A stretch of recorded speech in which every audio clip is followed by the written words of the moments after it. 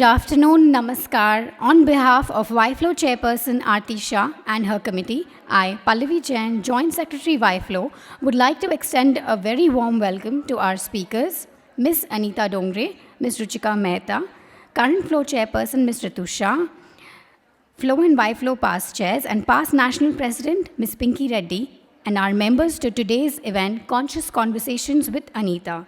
Before we begin, requesting all to rise for the national anthem, AVT. Can we please have the video?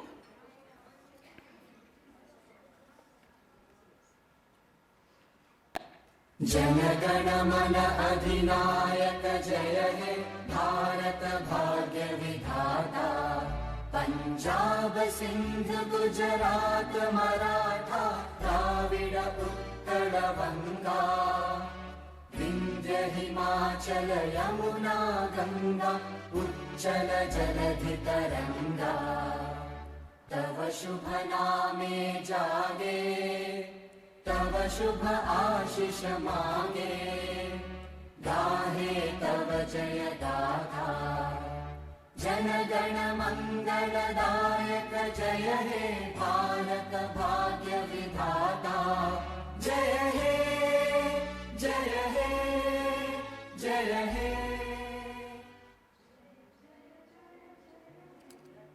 May I now request Ms. Aarti Shah to come forward with Ms. ANITA DONGRE, Ms. Ruchika Mehta, Flow Chairperson Ms. Ritu Shah for the lighting of the lamp. I kindly request past National President Ms. Pinky Reddy to please join in for the lighting of the lamp.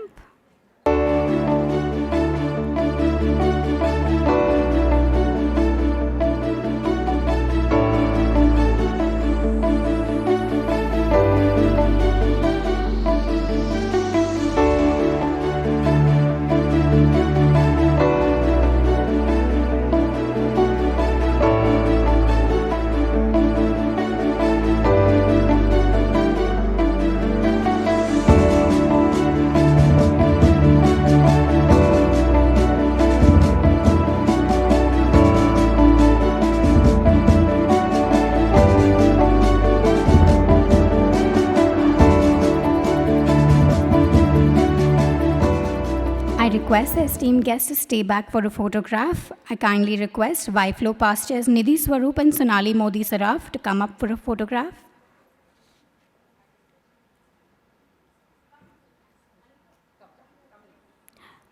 Requesting the YFlow core committee followed by the committee to come forward for a picture.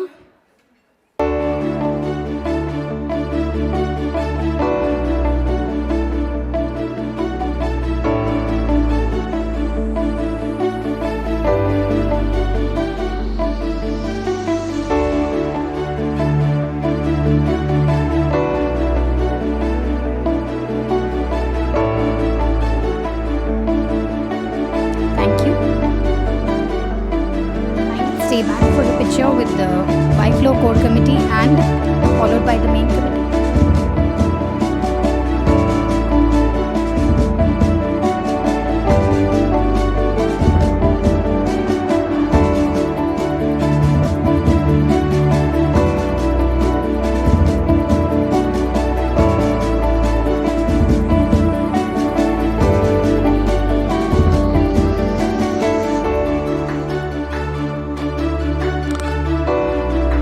The Business League participants to please be ready with Soumya Rao for a picture.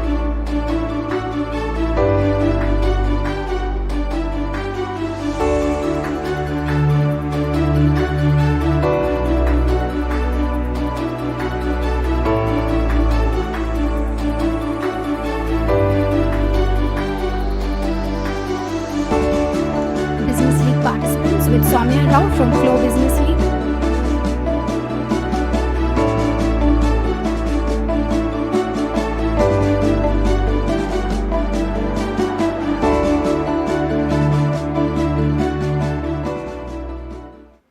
Thank you so much. The Business League is a program to promote, collaborate, and network among members. May I request Ms. Soumya Rao to conduct the session? Namaste and good afternoon, everyone. If opportunity doesn't knock, build a door. And that's exactly what Flow Business League has done for you. we are giving you an opportunity to showcase your business to your members. As we gather here to celebrate the spirit of entrepreneurship, I'm honored to stand before you all on behalf of our Business League head, Ms. Shruti Malpani. I, Soumya Rao, welcome you all to the second session of YFlow Business League, an initiative started by Flow Hyderabad chapter dedicated in promoting business excellence, entrepreneurship, and professionalism among members. Our Business League session gives you an opportunity to build business contacts, improve your visibility during our sessions. In this session today, we have 4 of our members, Ms. Anuja Vijay, Dr. Pratima, Ms. Sangeeta Gupta, and Ms. Vandana Shetty. These exceptional women have not only dreamt big, but have turned their dreams into reality.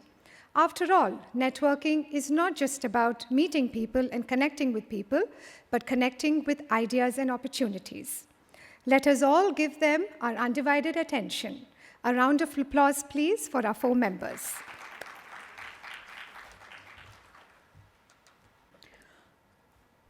Good afternoon, everyone. I'm truly honored to have this opportunity to share the journey of Kyron, a brand that is deeply rooted in the celebration of Indian textiles made by our artisans. My name is Anuja Vijayvargi, and I'm a textile designer from New Delhi. I present Kyron, which is a lifestyle brand where we make beautiful, authentic Jaipuri quilts, kids' bedding, and kids' apparel, which are made from 100% natural fabrics, and each piece is handcrafted and handmade. Our journey has been one of a growth and collaboration. With a robust infrastructure, which can support 250 machines, we have proudly partnered with renowned retailers such as Fab India, Myntra's sustainable brand Tavi, Vikram Fadnis, Nykaa's brand Likha, and Shoppers Stop, where for the first time they launched kids' ethnic wear in 100% cotton made by Kyron. We have even designed banners for movie Sui Dhaga, which celebrates each Indian craft.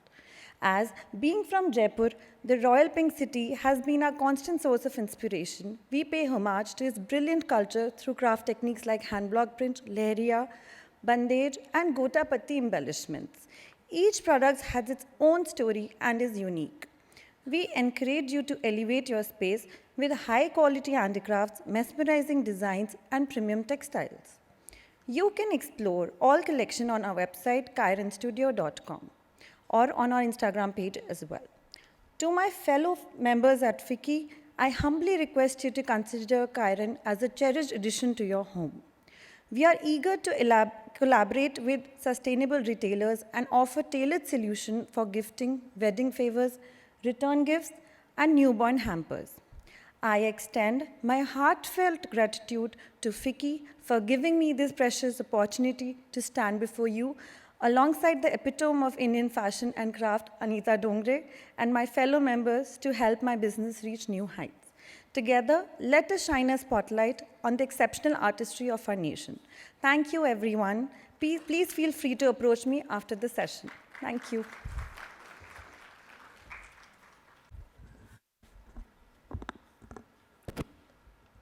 Good afternoon, ladies. A warm welcome. Namaste. I am Dr. Pratima Grover, IVF consultant and infertility specialist at Kiran IVF Clinic, Hyderabad. Kiran Infertility Center is one of the leading infertility treatment clinics in India with branches in Chennai, Bengaluru, and Hyderabad, offering world-class treatment options for management of all your fertility needs under one roof. We offer IUI, IVF, ICSI, egg freezing, embryo freezing, management of PCOD, infertility, and obesity, and repeated pregnancy loss. Why choose KIC as your IVF destination? Acclaimed team of IVF experts, high success rates as high as 60 to 70%, affordable treatment, and transparency in your fertility process. Well, we have catered to more than 40,000 couples over the world, from all over the world, to achieve the dream of parenthood, 20+ thousand cycles of IVF, and 15,000 babies born with an experience of last 40 years. Today, for all the ladies here, I would like to present egg freezing, a process where all women can freeze their eggs and control their future fertility, have the balance to strike between their personal and professional aspirations. A few celebrities who endorsed egg freezing, and a beautiful Mona Singh who talks about Many it roles in freezing. movie series, and I also wish to play the role of a real-life mother, like many of you. I know that having a baby is a blessing and also something I really wish for, but my career is equally important to me. And that's the time I thought, why can't I do this on my own terms? I came across the process of egg freezing and realized it's a great option for every woman.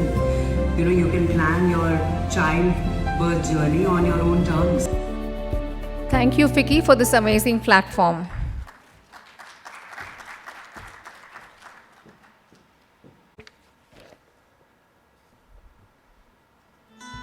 A passion to create a piece of artisanal jewelry that expresses itself, interacts, and defines an individual while speaking their story. That's me. Good afternoon, everyone. I'm Sangeeta Malpani Gupta, Principal Designer and owner at Sarafa Jewelry Studio. I'm also a mother of 2 cool kids, a marathoner. Why I wanted to share that with you today is I sustained myself for 42 kilometers and always reached the finish line with the widest of the smiles. And I wanted to tell you that because that's the same vision I put into my jewelry, the jewelry that I design, something that is going to sustain in style, wearability, but mostly longevity, which can be passed on to the next generation too. And that's one of the reasons why I've expanded hugely into repurposing heirlooms, unworn jewelry that holds sentimental values that are lying in the banks, and jewelry that's been passed on to you, but it's not your style. In fact, with so many different options available for redesigning jewelry, you could do a whole lot or do very little while still holding its sentimental aspect and making the piece more wearable for you. With delight, I would like to add that I have 2 of my beautiful muses who have indulged into repurposing their jewelry with me, are also flaunting their jewelry today here. Rupal Bansal and Shruti Malpani. Thank you so much. I would also like to extend my invitation to all of you. Do drop into my studio or call me with either ideas or suggestions, whatever you would like, and do follow my page on Instagram at Sarafa Jewelry. Let's catch up soon over a cup of coffee and some jewelry. Thank you, Vicky, for giving me such a wonderful opportunity. Thank you. A warm afternoon to all. I'm Vandana Shetty, the Hyderabad Sales Director for Colonial Collections. I have had the privilege of working with this incredible company for 25 years, and it's an honor to be here today. We specialize in crafting high-end custom furniture. Today, we are a preferred brand for some of the most prestigious projects in the country, and we have worked closely with top architects and designers both in India and globally. Let's dwell in the world of bespoke furniture with a short presentation. Colonial Collections, where every piece we make is a masterpiece crafted with passion. We have a retail studio in Mumbai, but proudly undertake projects across the nation and even on an international scale. What truly sets us apart is our approach to furniture creation. We are proud to be made in India, and our products span residential, corporate, hospitality, and government sector. This is one of our recent projects, a legacy project, where we exclusively crafted furniture for India's new Parliament House.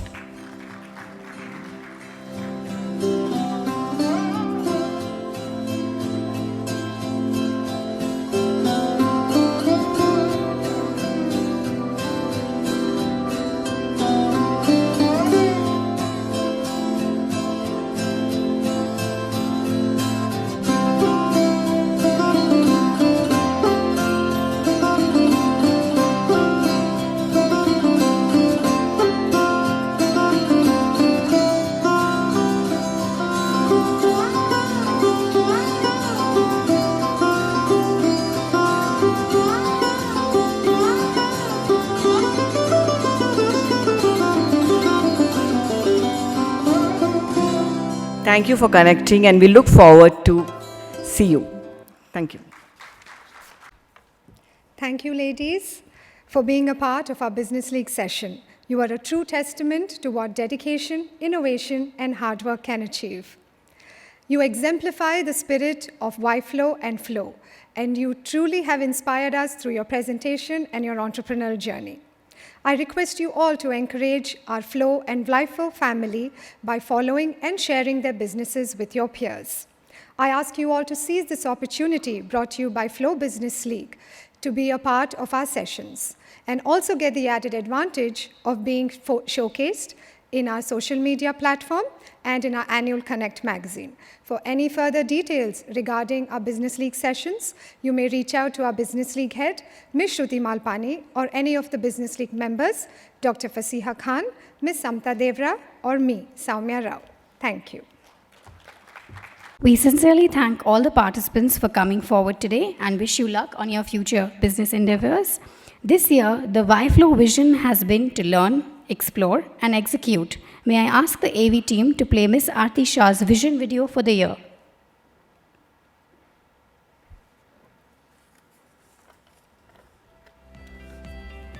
My vision for the year is learn, explore, and execute. Our capacity to learn is a gift. The ability to learn is a skill. The willingness to learn is a choice. It is this willpower that I wish to unleash and inspire.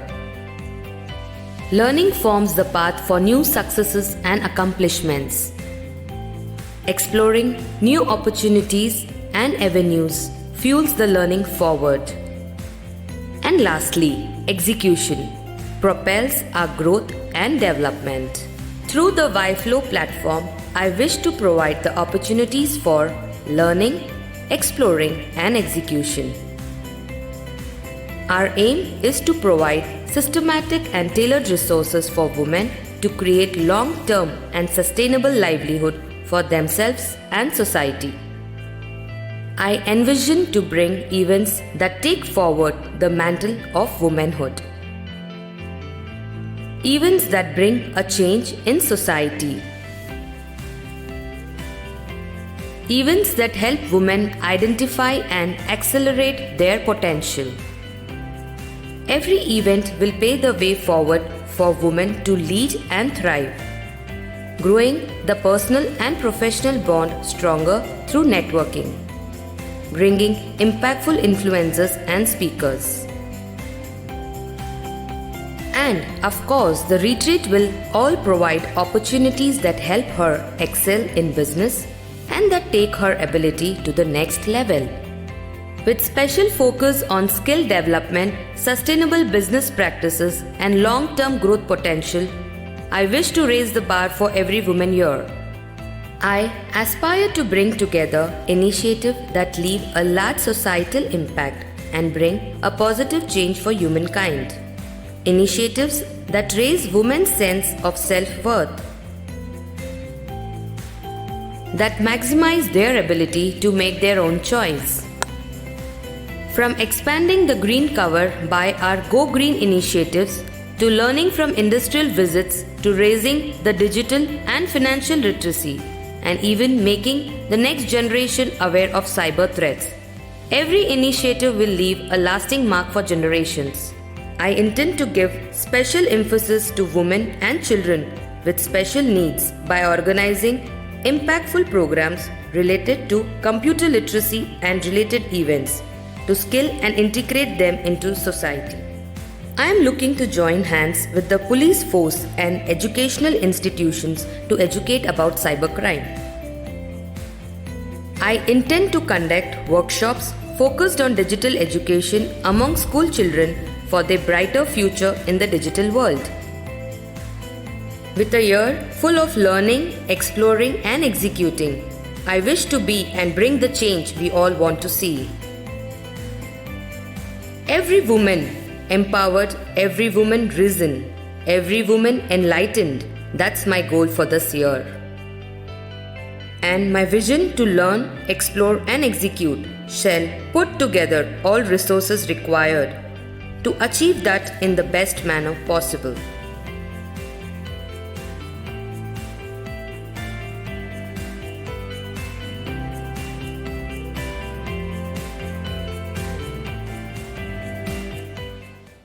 With this vision of learn, explore, and execute, we are sincerely grateful for your overwhelming response to our retreat.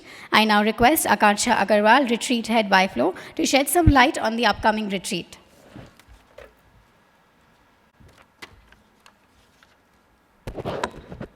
Seek adventure, find peace. Life is meant for great friends and fun retreats. Good afternoon, everyone. First of all, I'd like to thank everyone for the overwhelming response for the second Y-Flow retreat, and welcome all our retreaters for the 2023 retreat to Raffles, Udaipur. I can already see the smiles. On behalf of our chairperson, Aarti Shah, and committee, I'd like to promise that this retreat is going to be an unforgettable experience and create lasting memories for all of you. The beauty of Udaipur mirrors the beauty within each of us. And as we bond, may our friendships grow stronger and networks expand wider. So ladies, fasten your seatbelts because this retreat is about to take off on November 19th, and it's going to be an unforgettable chapter in our lives. Let's make the most of this serene and majestic setting to connect, share, and inspire each other. Looking forward to an amazing time in Udaipur at Raffles. AV team, can we have the video, please?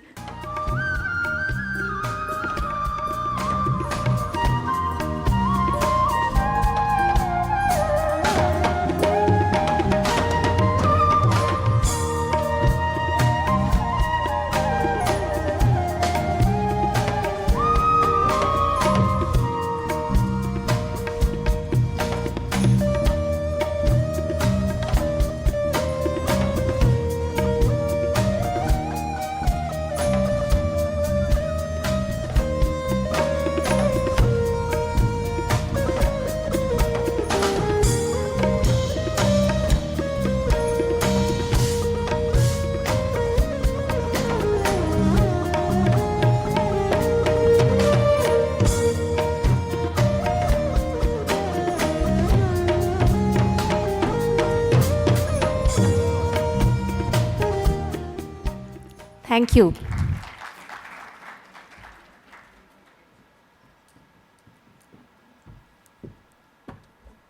May I now call Ms. Khushbu Daga, Honorable Treasurer, to come forward and introduce our speakers.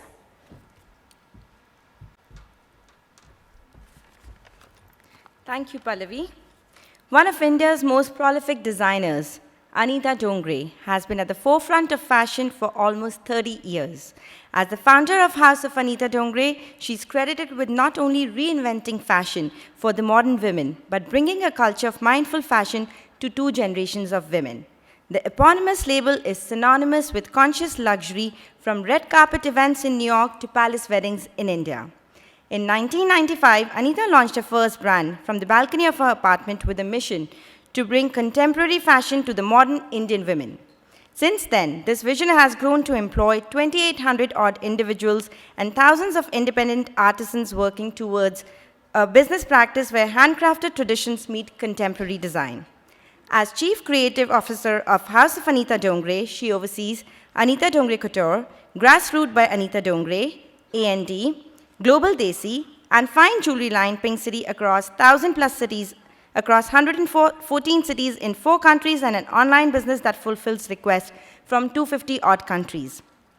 An advocate of fashion for good, ANITA's approach to business is purpose-driven, bringing economies back to rural India while empowering women artisans and modernizing crafts. A vegan and a member of PETA, ANITA DONGRE envisioned a headquarters that was environmentally sustainable. Nestled in the quaint hills of Navi Mumbai, House of ANITA DONGRE's headquarters is a 100,000 square feet green space that has been ergonomically designed. The building optimizes the use of natural light, compost water, compost waste, recycles water, serves only vegetarian meals in the cafeteria, and is powered by the solar panels. This ethos flows into her brands that disrupt the norm of the luxury category. Every garment and accessory ANITA DONGRE designs is a handcrafted, timeless classic with social sustainability at its core. The brand uses no leather in an attempt to reduce fashion's contribution to animal cruelty and uses entirely biodegradable packaging.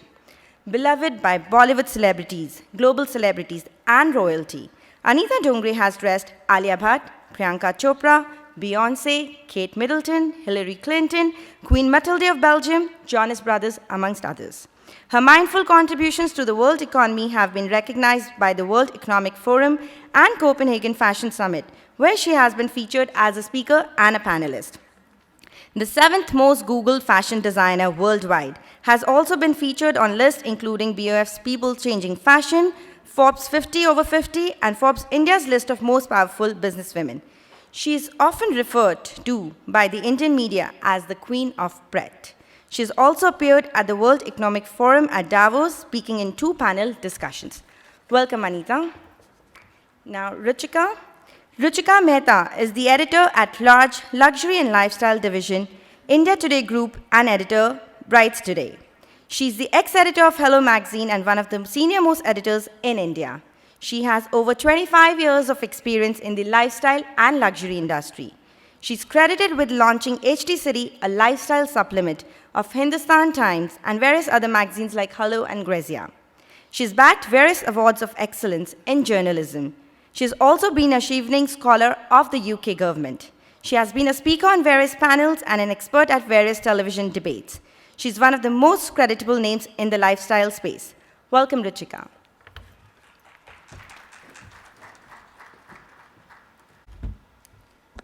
Thank you, Khushbu. I now request Ms. Aarti Shah, along with Ms. Anita Dongre and Ms. Ruchika Mehta, to grace the dais.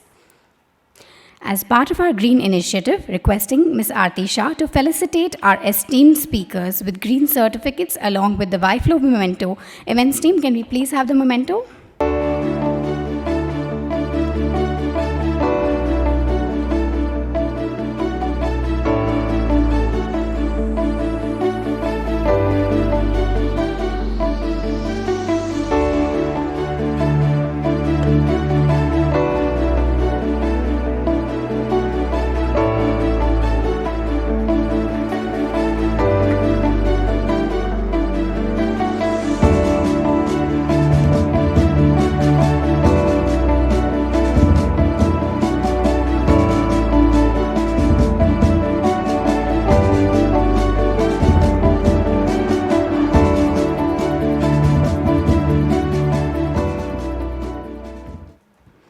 I would now request Chairperson Aarti Shah to come forward and address the gathering, also enlighten us with her vision.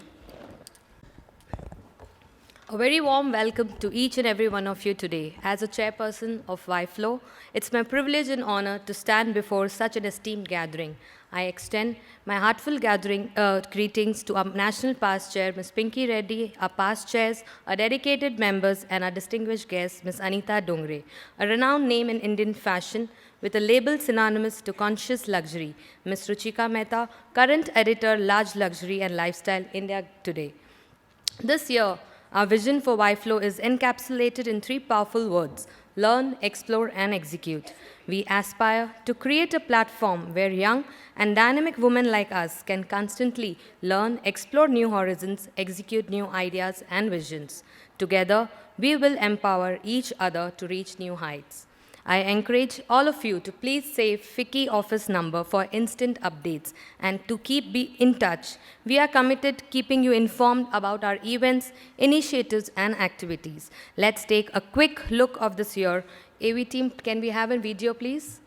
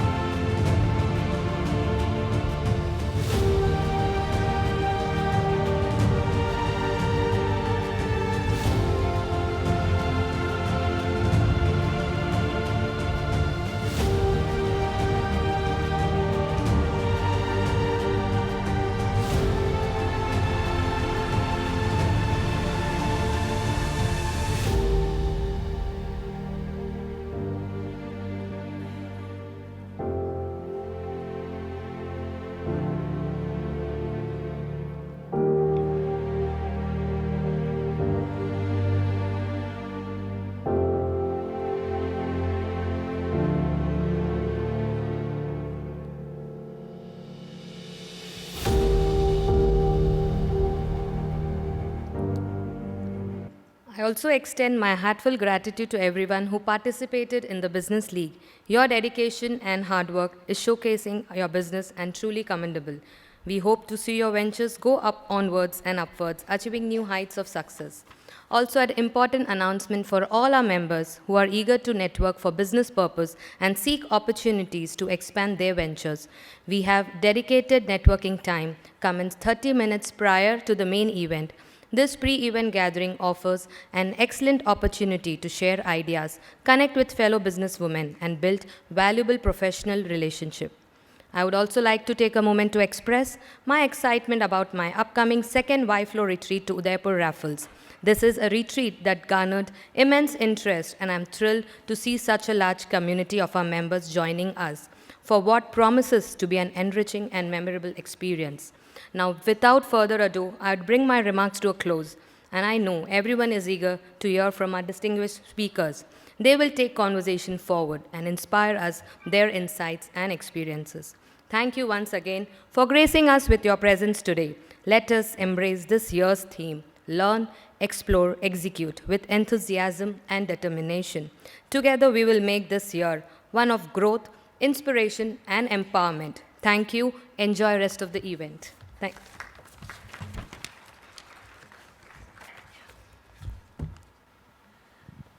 Hello and good evening, everyone. It's an absolute pleasure being in the beautiful city of Hyderabad, in the presence of these beautiful ladies all out here.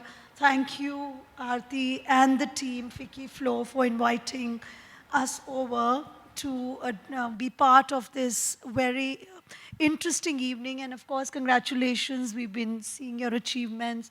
Great going, and I'm sure you have so much more to contribute, and you have a very enterprising set of women who are going to kind of hold your hand and take the journey forward. But good luck, and there's lots to do, I'm sure.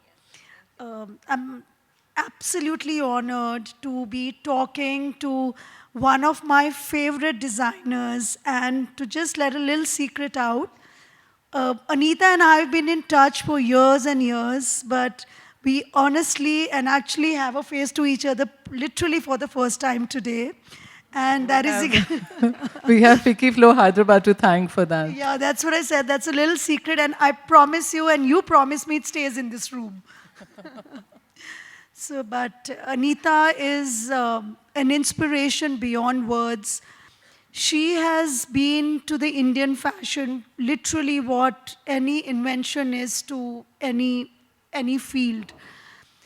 Her formula for fashion is away from what everyone perceives fashion to be, and that is what we need to applaud this very talented lady sitting here.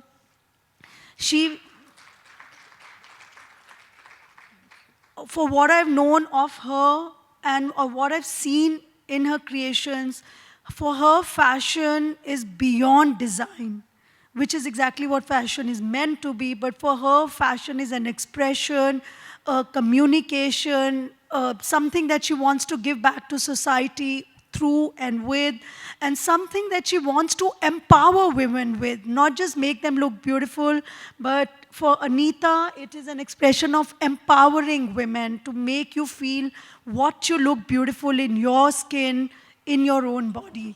So many more beginnings, Anita. Thank you for giving me this opportunity to having this, finally, this face-to-face conversation after those endless phone calls that we've been having over the years. Thank you for the really kind introduction. It's too kind. Thank you. I had another, when I was putting my thoughts together on how to get started, I had an absolutely different start, but I was sitting with Anita, chatting with her a while ago, and I heard her saying that she started with 2 sewing machines in her balcony. Is that true, Anita?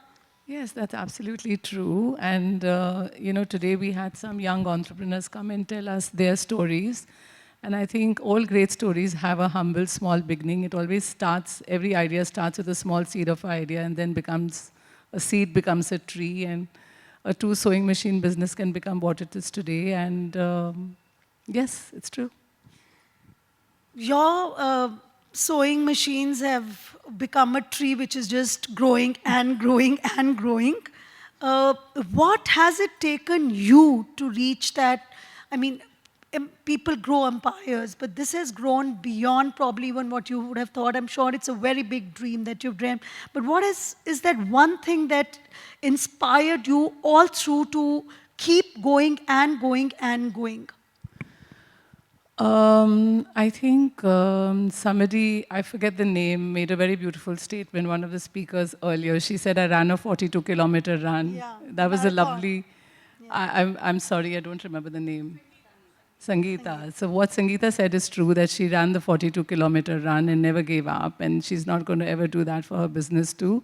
I thought that was beautiful what she said.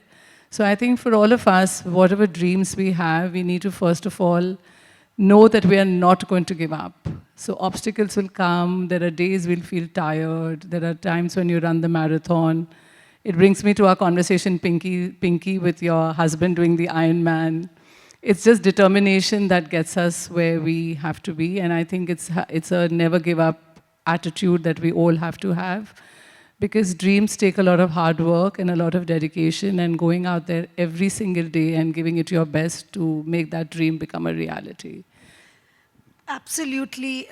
Yes, Pinky, we had this conversation with you and Sanjay. And by the way, Pinky, you're looking beautiful in this ANITA DONGRE outfit, which we are seeing in person on her. You know, I must say something about Pinky. She's one of the most gracious hosts, and she's been a wonderful, wonderful support to me. I first came to Hyderabad, I don't know, many, many years ago, and somebody introduced us, and she was so gracious, and she's amazing, and has always been a huge supporter of me, my work, my labels, and thank you. And thank you to her, and thank you to all the women who come in and, you know, wear my designs. I'm always, always grateful to all of them. You all make the brand happen, honestly. Yeah, I could say the same about Pinky in all my years of association. Yeah, also learn how to make things happen through you. I'm really sorry, I'll have to leave. I was saying I had to have another meeting at 4 o'clock. But girls, you'll have to go check out ANITA DONGRE's store. The model is right here. Really, I love her stuff. I always love her stuff. Thank you. Thank you. Thank you. See you. Bye. So Ruchika, going back to your, you know, I just gave the credit to myself, saying that hard work and determination gets you to fulfill your dreams. But I think behind all women, all strong women who are out there achieving their dreams, there are many other women who support them. I've always had amazing support from my mother. All the women in the family have been my firm supporters. My mother-in-law, my two sisters, countless friends. I think I've always had really, really strong support from the women in my life. They've always understood deep down that I was trying to do something that was unconventional, you know, years ago, because I started way back 40 years ago. I come from a very traditional family where girls were not allowed to work. And my mom used to keep arguing with me, you know, she used to keep telling me, why are you so ziddi? Why are you arguing with your dad? Why are you trying to be this different person? Why are you rebelling?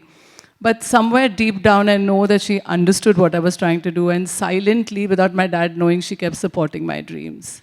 So I think it's a lot of amazing, wonderful women who've given me the support to do what I'm here today doing. That's absolutely amazing, and that is exactly why they say in life, women need to hold your hand, women need to hold each other's hand, and that's the only way forward in life. And I think, is that where the women empowerment, the way to support women, the way to, your whole ethos about empowering women comes from, ANITA? Yeah, I think it's an appreciation that today I've achieved my dreams because someone out there did help me. And I think today whenever I see a young woman come to me, or a young woman sitting in a village in Gujarat whom I send some embroidery work to, and I see that smile in her face and that light in her eyes saying that I've started doing your work and I'm making so much of money, and the kind of respect that woman starts earning in her village with her husband, with her father, with her own children. I mean, when I go to the villages of Gujarat where we give work, the stories I always hear, and they say कि हमारी अभी इतनी इज्जत होती है, हमारी बात अभी सब सुनते हैं, पहले तो कोई ध्यान ही नहीं देता था हमें.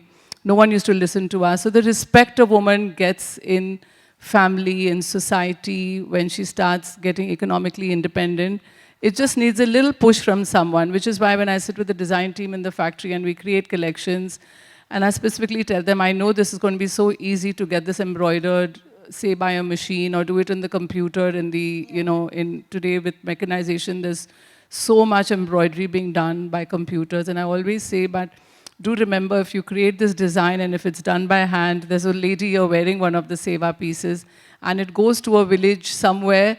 Not only are you making a woman's, you're making another woman's dream come true. So for me, fashion is about not only empowering the wearer for her to feel good when she wears a great design, but also to empower the maker. I think that for me is like, just gives me a lot of joy and satisfaction. That's absolutely amazing. And, if you all see Anita or you've known Anita's journey, she's an unconventional fashion designer. I've been in the world of fashion forever. I mean, it's been 30 years, fashion and lifestyle's been my bread and butter. And I'm hoping for the jam to come sometime. But she's We're all hoping. sometime. But she is the unconventional fashion designer who is more behind the scenes than in front. In fact, if you go to see fashion designers today, they are there before their clothes. And she's the one who says, okay, it's my clothes, you don't need to know who is behind it. And that's really even the way she dresses, she's simple, she promotes what she talks. I mean, it's in her whole lifestyle. So, Anita, was this in our ever-growing fashion industry in India, which is today becoming really OTT, it's loud, it's OTT, it's blasé, it's in your face. Did that ever come in the way in the Indian fashion industry that you were not part of that clique which you see is loud and blasé today? Ruchika, to be honest, I don't know whether I've ever felt part of the clique or whatever you say. Yeah. I don't think I've ever felt part of it. I've always been kind of the outsider. I've always done what I believed in. A lot of people have not believed in what I've done, but I've believed in my own story.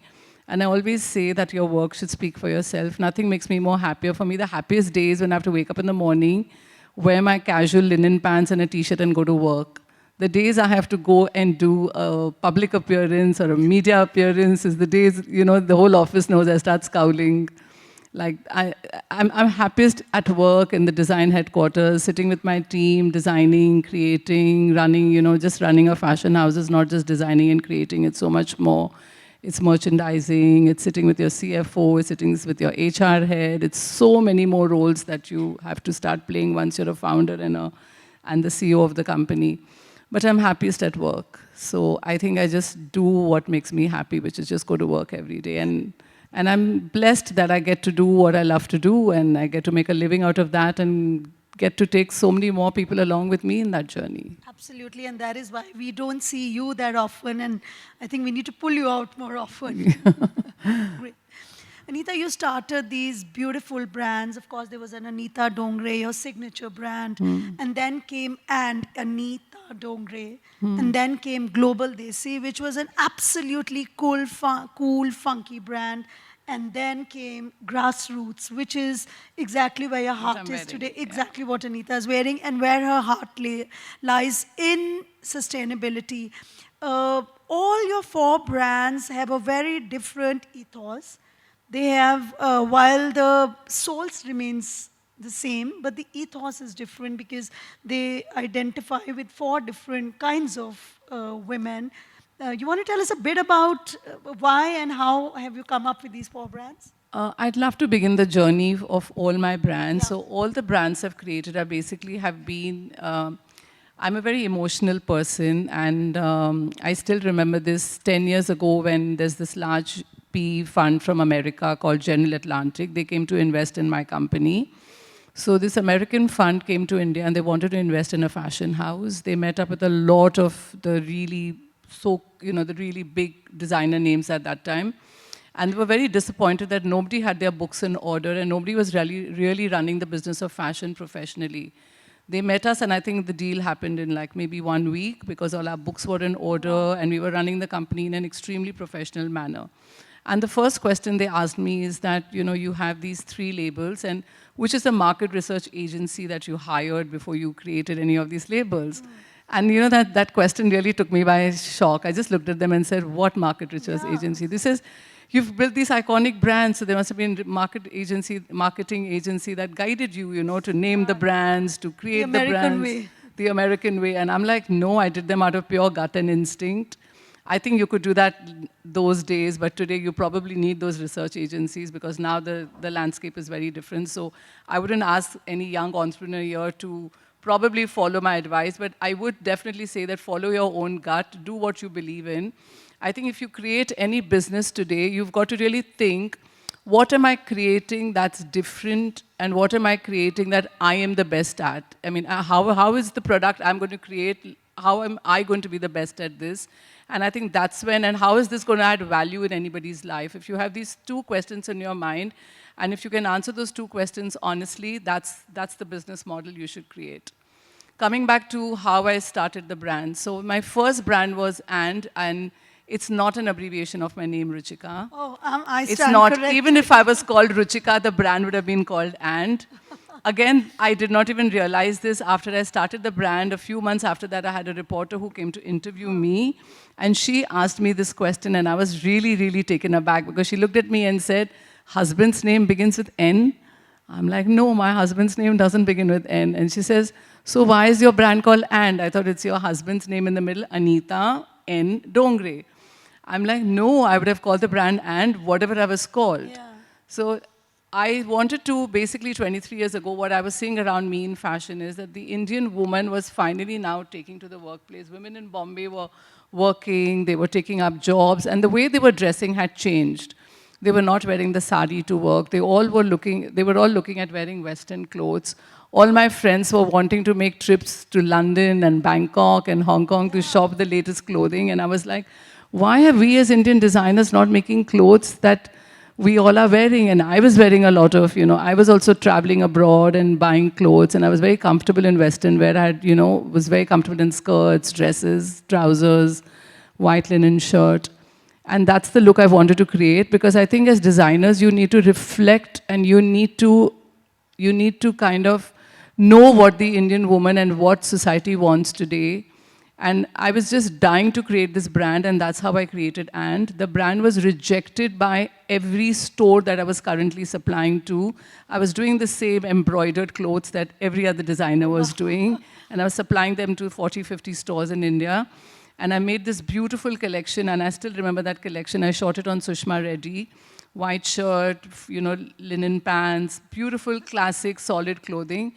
And I took my suitcase of samples to store, very excited that I've created this new brand, And. And okay, why did I call the brand And? Yes. I called the brand And by the word And.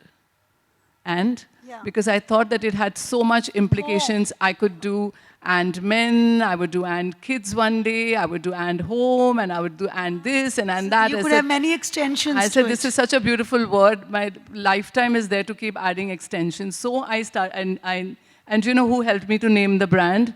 I was having a little chat with Narendra Kumar Ahmed, who's a fellow designer, by the way. And we were having a chat. Designer, yeah. And he said that, what if you called your brand And, If, But, So? These are the 4 names he gave me. And I looked at him and said, I think this guy's gone crazy. And, if, but, so, what is he talking?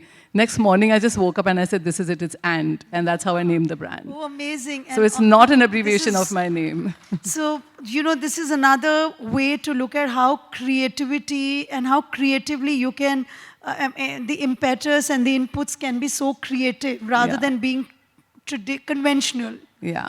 Amazing. So And was rejected by every store because they said, ye kaise bikega, isme embroidery nahi hai, this is too plain, who will wear this? And I was like, this is what me and my friends are wearing, this is what modern India... design was ruling at that time. Yeah. I was supplying to Sheetal, and I remember the first store I went to was Sheetal, and he said, ye white shirt hai na, ispe aap embroidery dal do, Anita ji, bikega. I'm like, I want a plain white shirt, I don't want embroidery on the shirt. So that prompted me, and again to all of you, whenever you get rejected, never get dejected, because that rejection can be the road to something bigger. That prompted me, it made me very, very angry, it made me very annoyed, and it made me start my first store at Crossroads, the mall in Bombay. Yes. And that's how And was born, and that's how my whole journey into retail was born, because once I opened my own store and once I tasted the success of selling directly to the consumer, I did not want to ever supply to any other store after that. Fabulous. Because the journey is fabulous when you just sell to the customer directly. You get instant feedback, you know what's selling, you know what to make. So it was a beautiful journey, those few years of developing And then I'll tell you how Global Desi was born. I'm from Jaipur. Jaipur has a huge, huge influence in my life. And my maternal and paternal grandparents are from there. My lot of childhood years have been spent there. So I would always do a Jaipur-inspired collection. Oh.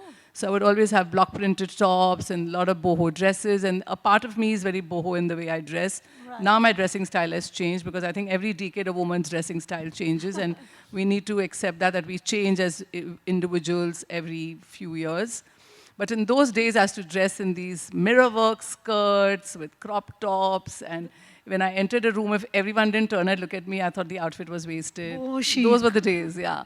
So it was a very boho look, and I used to have a little bit of that look in my store. And every time I used to walk in the stores, I used to feel like, it's not looking, it's not looking in place And my brother one day suggested, he's saying, why don't we just carve this whole Jaipur boho look into another brand?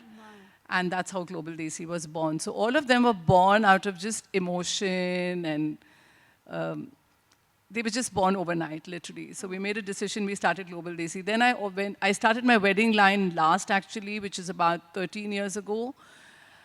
And I was doing ready to wear, and I was happy doing Global Desi and then I said to myself that I really want to do a wedding wear line, because I was looking all around me, and again, for me, I could see the Indian woman had changed in the last, I think the wedding line I started about 15 years ago. Snail, 14, 15 years ago. I lose count of dates, and I'm very bad with dates.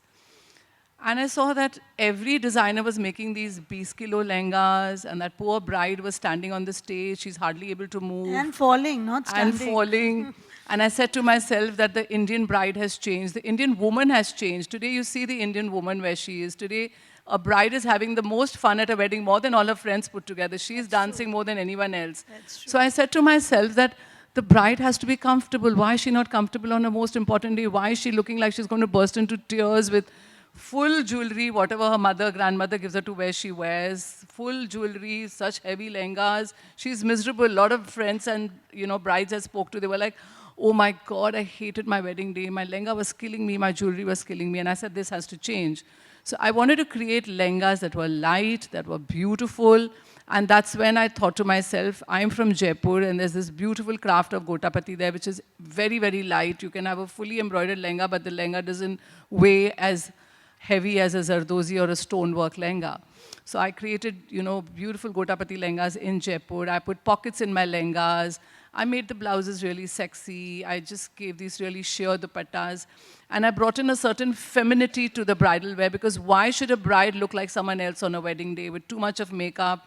I dressed my models with minimal makeup. Yeah. And I just made them look super cool and super comfortable on their most important day. And I think we started a kind of a revolution in bridal wear, because the bridal wear just zoomed and took off, and everybody started, resonating with that kind of bridal wear. And I think we were really key and instrumental in bringing about this huge change in the way a bride looked on a wedding day. There was a huge and a very positive shift. Yeah.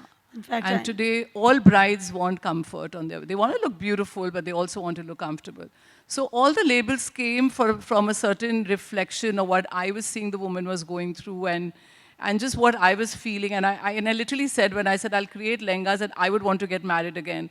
And so many times I stand at my stores and I see so many mothers come there, and they have that look in their eyes and say, "Pehle kyun nahi aapne bridal wear banaya? I would have loved to get married in your lehenga. Your lehengas are so beautiful." And that's the kind of comment that just makes my day and says, whatever I do, all the hard work I put is worth it. I can also say that when I got married 18 years ago, Anita, you should have started earlier.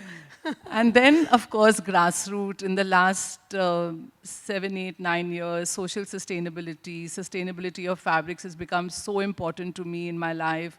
It was reinforced in COVID. I started questioning everything I am doing. I changed as a person in COVID. So much time for reflection. I just became a more simpler person further.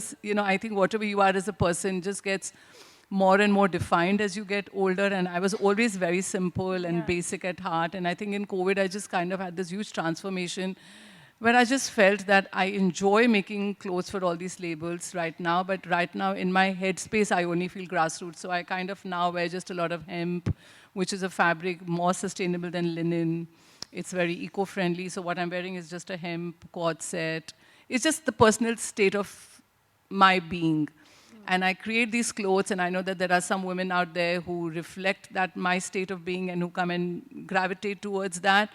So today, though I might run these 4 labels and they're all different, there is all a part of me in them. There's all one part of my life. I enjoy them with as much satisfaction. So I have one day of the week where I sit on every brand. Amazing. Yeah, so Mondays I do ANITA DONGRE, Tuesdays I design grassroots. So I sit in those, we have separate floors for each brand, and I walk into that floor and I become that brand for that day. And I create and I interesting and I insight sit with into the your. team. That really is incredible, and it's a great insight into somebody's creative mind and how can you switch on and switch off on a daily basis. No, I love it. I love it. Really, it's and incredible. all the brands have separate teams. So right from the assistant designers to the masters to the production to merchandisers to marketing. Every brand has their own team, and I walk into that brand and I say, today is this day and let me give it my best. And I've gone back to designing for all the brands. I gave it up for a few years. I got professional managers to manage the design, but I felt that the brands were losing their essence, and in Global Desi. So from January this year, I went back to designing for all the 4 labels. Fabulous. I just said, you know, if I'm really smart, I can allot my time equally to you all. These are all 4 my babies, and I'm not going to ignore any one of them. So I've gone back to designing only from January this year for all the 4 labels again. And I'm loving it, and it's like, it's just lovely to do what I do, and I'm so grateful for what I get to do. You're doing it beautifully. I mean, you loved what you're doing, but you're doing it well as well. Thank you. ANITA probably is one of the forefronts of promoting sustainability in fashion today. If you know, she's opened a store in New York and in Dubai, and a New York collection essentially is a lot with sustainable. It's bridal wear and sustainable. Both, That's a very large part of the collection. The Indians living there would just want the lehengas. Absolutely, and why not? And they want your lehengas. And I think that's sustainable too, because I'm saving a whole Indian family living in New York 4 plane tickets to come to India and shop. So carbon footprint, reducing carbon footprint by taking the lehengas. Reducing carbon footprint in the flights. Yes. She's really championing it. You can see it in a lot of aspects of her personal personality and her work. She's also just launched a line of accessories which is leather-free. I mean, she's been very passionate about not using leather, and she has finally launched a line which is leather-free. ANITA, you want to tell us quickly something about that? Yeah, so Ruchika, my family also runs the business with me. I was very fortunate that my younger sister and younger brother both joined me in the business, and now my son has also joined in the business, and I'm training him to be the future leader of House of ANITA DONGRE. But all of us, especially my brother and my sister, we're all animal lovers. We work with a few animal foundations and NGOs in Bombay. And from day one, I've never used leather or bought leather or used animal skin in any of our products. So a line of bags that was made with a beautiful biodegradable material was long overdue. So in ANITA DONGRE, we've come up with a line of evening wear bags where we've used this amazing biodegradable material from the USA, Miriam. We're now going to launch a line which is a made in India. I mean, I'm carrying one of the initial pieces. It's a canvas. So this is hand woven in Panipat, this bag. Oh, lovely. It's and like then a this leather is a biodegradable bag, and it's bag. made in India by a young entrepreneur. Yeah, that's handloom, and the material that's used is again is what you call a plant-based material.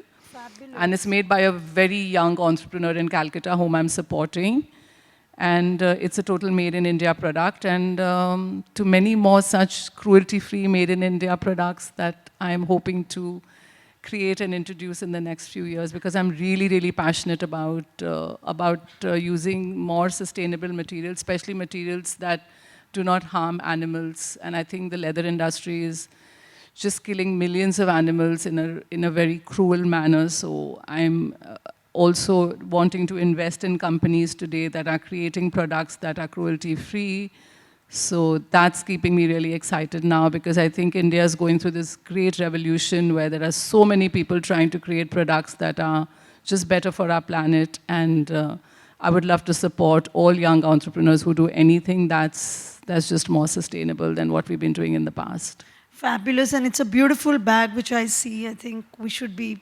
running to your stores soon. Thank you. ANITA, fashion the world over is moving towards sustainability. Yes. Most big designers and design houses like Dior or the LVMH group, they are promoting sustainable fashion. India is still way, way, way behind in it. We still are going full on, you know, like we were. We still have yet to cross the threshold of trying to even be sustainable.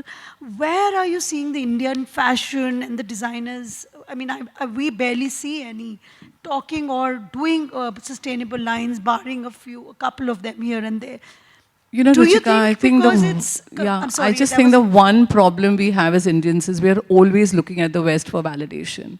I don't know why we look at the West for validation. We are such a rich culture, we're such a rich society, and we are the ones who are truly sustainable. If you go to see our villages are sustainable, if you go to see our grandmothers lived far more sustainable lives than we live.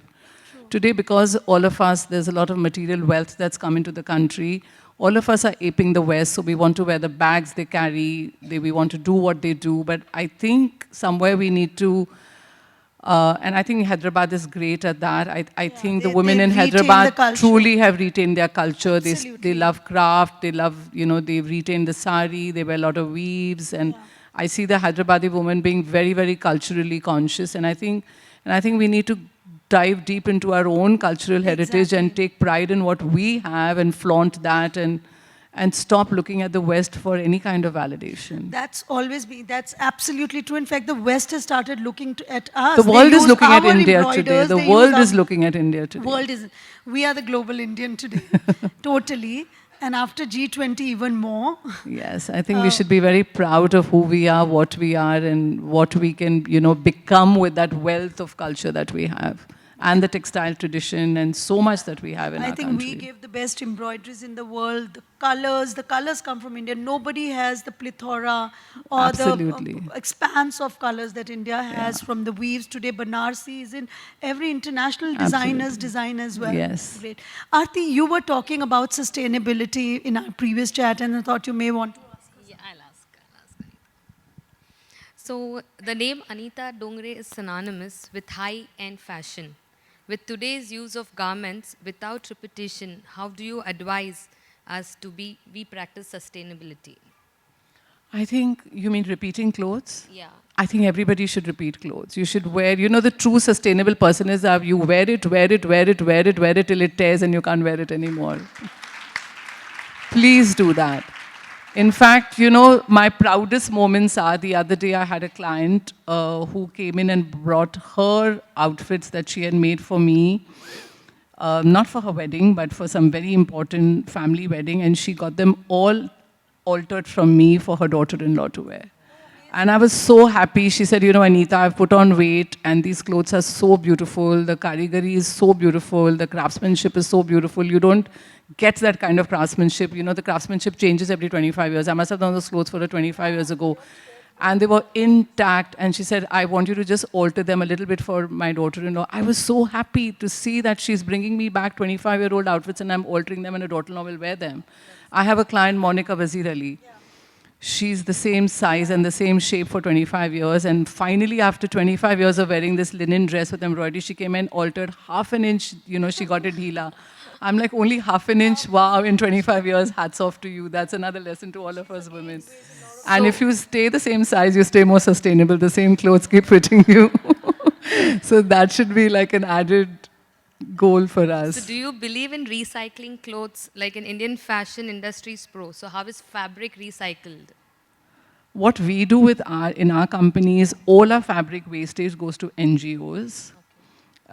Whatever chindis are left, whatever big tukras are left, the big panels are sent to training institutes. We run a lot of training institute in villages of Maharashtra where we train women to do stitching.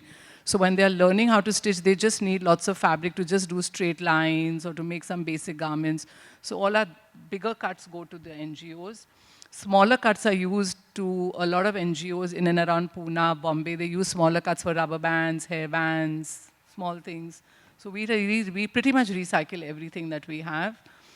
And I'm all for women to learn how to style your clothes differently. Take that same outfit, you know, wear a top, wear it with something else. Make it look different every time. Get creative.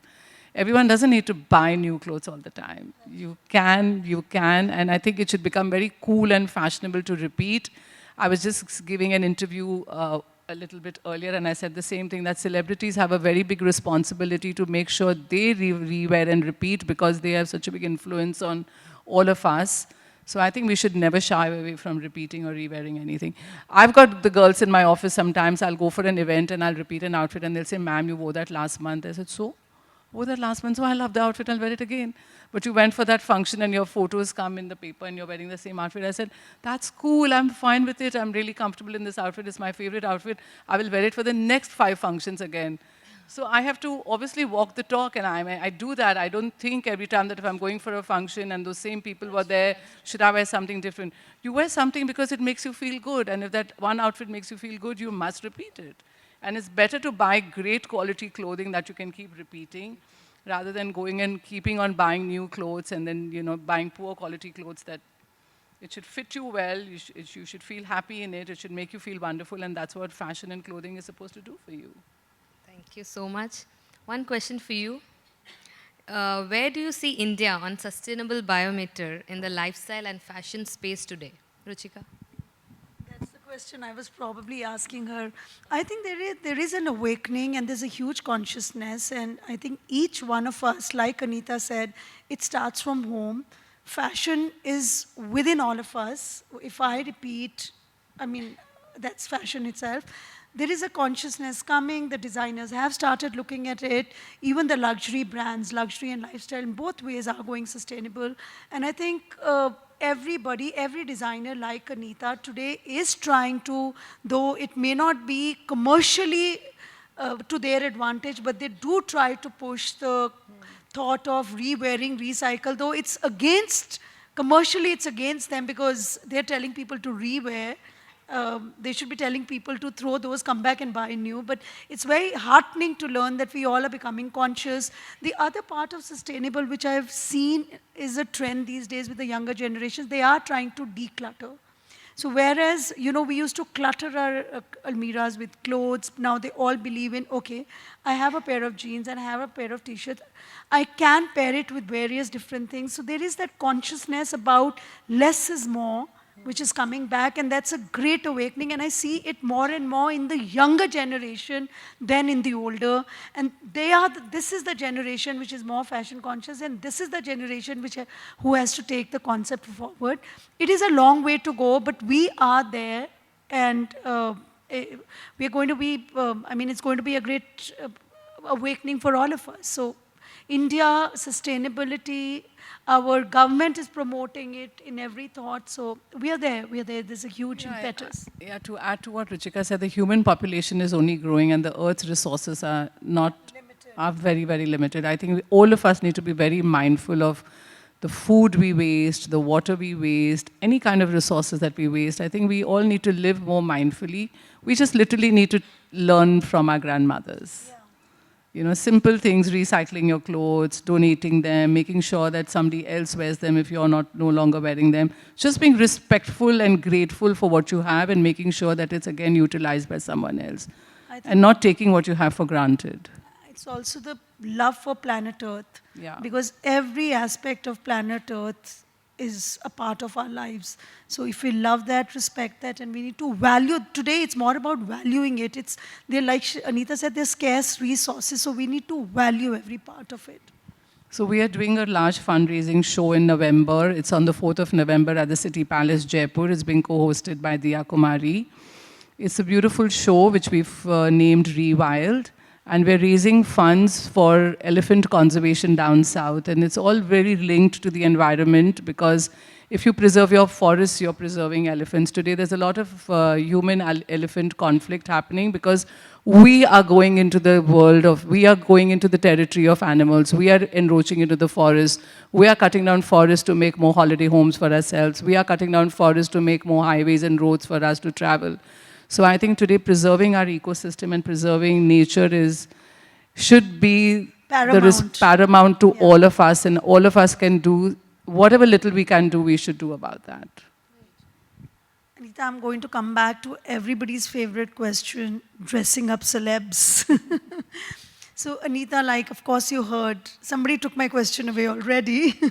She's dressed up a lot of very famous international celebrities, Beyonce, and then you had Hillary Clinton. Yes, she's wonderful. She actually, I've met her through the Seva Association. I work with Seva, which is an NGO run by Reema Ben, and Mrs. Clinton has been supporting them for the last 30 years.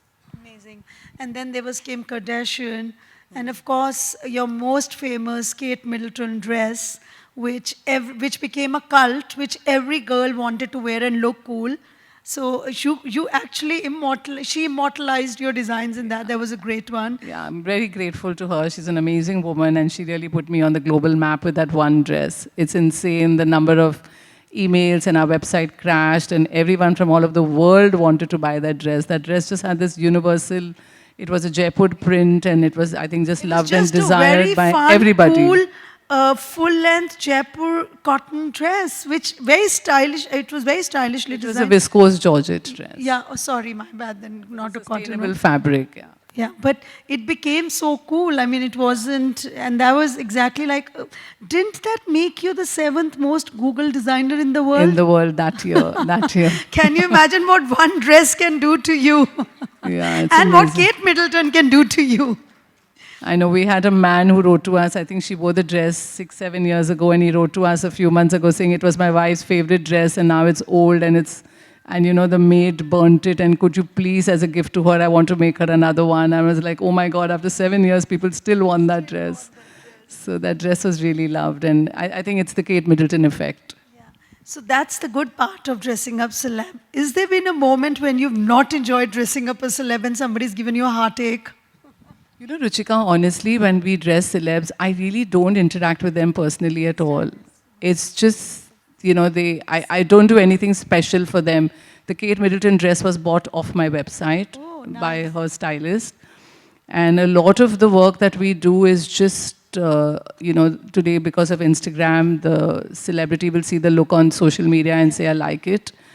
And it's all done through stylists and managers. Yeah, it's all done through actually. So I'm not going there and taking measurements and sitting with a sketch pad and saying, what shall I make for you? No, they take pieces from my collection, and I'm again grateful for that because it just saves me a lot of time. Yeah, and that again calls Anita Dongre, apart from other designers who are not hankering for celebs, to be in touch with them. That's Anita, and honestly, that's an incredible quality where, you know, you are the quiet worker who's not interested in her face and pictures with celebs and who just wants to sit back and work. And that's why, that's what calls you apart from all other designers. I just want to make beautiful clothes.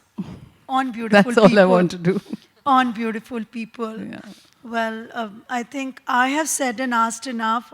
Let's open the house to our guests if they would like to ask some questions, or if there's something in particular you'd like to know. Is there someone with a mic? Yeah. Actually, we'll hear you if you just speak a little louder. It's not. Would you like? You can come ahead. Why don't you come ahead? Why don't you come ahead?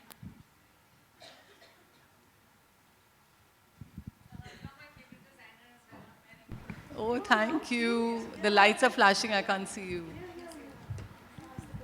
Oh, yes. Thank you. Hi, Suti, right? Yeah, Suki. Hi, Suki Gandhi. Hi, Suti. So I just wanted to ask you, like, a lot of the times you feel, you know, there's so much to do. There's so much, like, you can, obviously, with all your 4 brands, there must be so much work. How do you prioritize and how do you fill your own cup before you go and do all of this?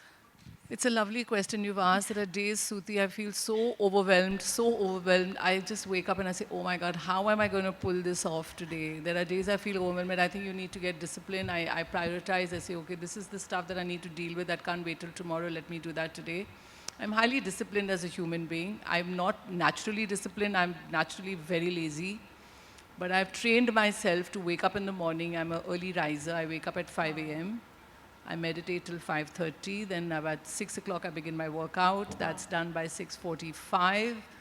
And usually my mind is very sharp and most sharp in the morning. At about 7, I'll take notes about what I have to do for the day, and I'll, take a notepad or prioritize that the first one, I'm going to do this, this, this. I'll send a WhatsApp to my assistant saying this is what I'm going to do today. If there is a change, usually my week is already planned 1 week earlier, but I might just change it around. And then once I go to work at about 9:30, I give it my 200%. I usually don't answer the phone because the phone can be a huge distraction. The phone will be with my assistant. It's a packed day till about 5:30, 6 in the evening. Then I go home, I check up my emails in the night, and I go to bed by about 8:30 in the night. By 8:30, my phone is switched off and I'm fast asleep. Oh my God. So it's a very, very disciplined lifestyle, Monday to Friday. And if I have to ever meet somebody socially, it's only Saturday and Sunday. I'm like, it's very clear cut. Monday to Friday is work, and Saturday, Sunday is for family and friends. Wow. Very inspiring. Thank you so much. And I think that's why you look so calm, you look so sorted, you look so balanced. And that's exactly the even... Some days I don't feel so calm and sorted and all. I'm a mess inside, and some days I'm calm. But I think all of us have to do what we think works for us, and this works for me to lead this kind of a life. Yeah, I mean, there is a calm demeanor which comes across. Yeah.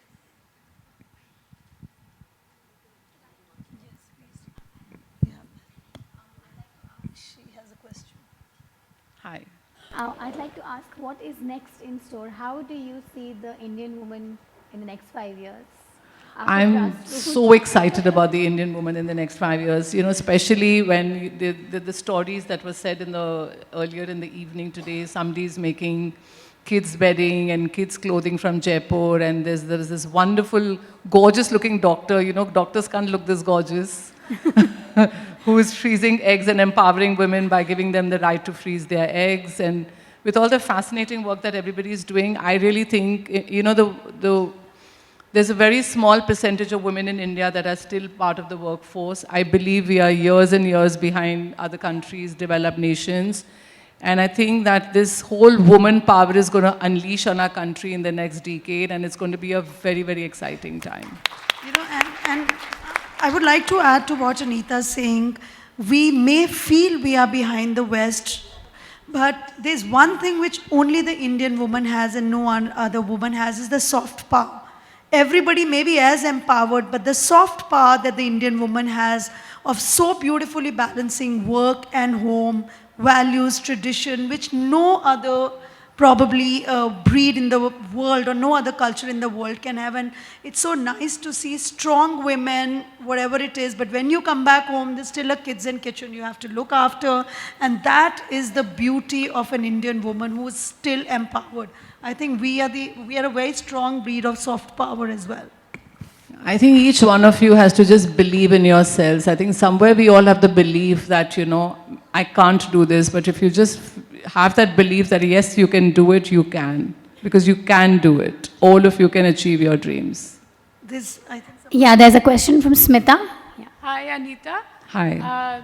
My question is, with sustainability, all these products, do you think fast fashion is losing its customers and market share?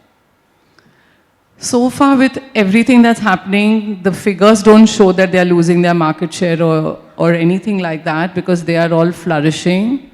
And I think until and unless all the consumers today who consume fashion don't think sustainability, they will continue to thrive.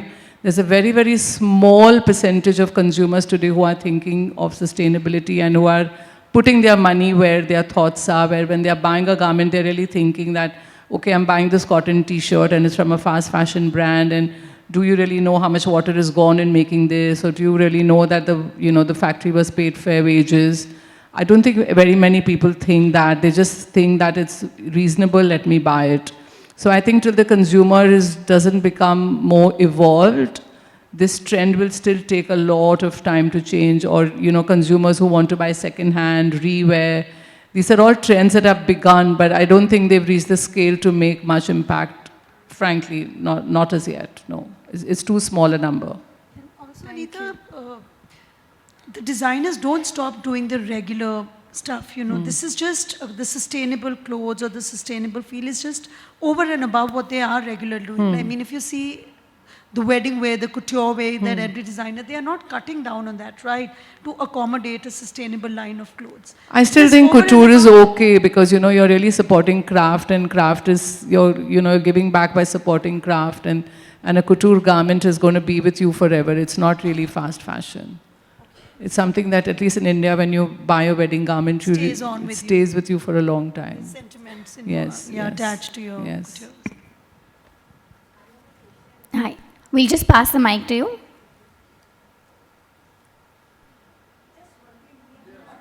Yeah, ma'am. There's a mic on your right. Yeah.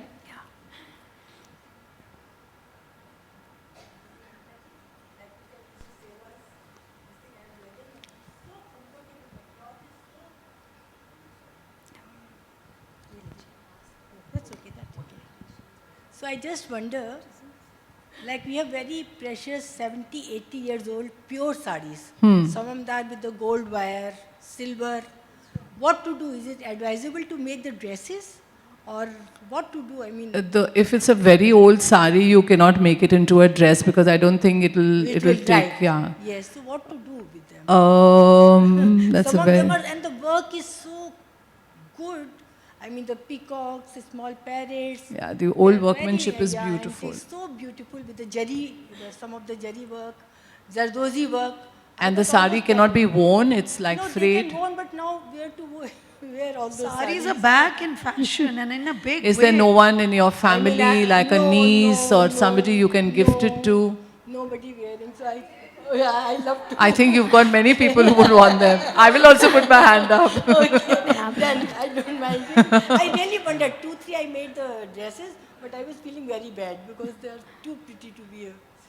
I took a lot of my mother-in-law's old saris and they were tearing apart, so I took some of them and I made them into beautiful curtain drapes for my drawing room. I converted some into cushion covers. I made some pallu ka trays and things like that. They can be repurposed. They can be repurposed. I them for my friends to USA, they really appreciate because mother or my and you can make dupatta borders. And some you can donate to sari lovers. You already had a few hands. Just have to put that up on the fiki to all the women here. 1 or 2 I redo also. 1 or 2 you? Redo. But they transferred. Repaired them. Yeah, that's great. Very new. Yeah. That's great, yeah. Thank you.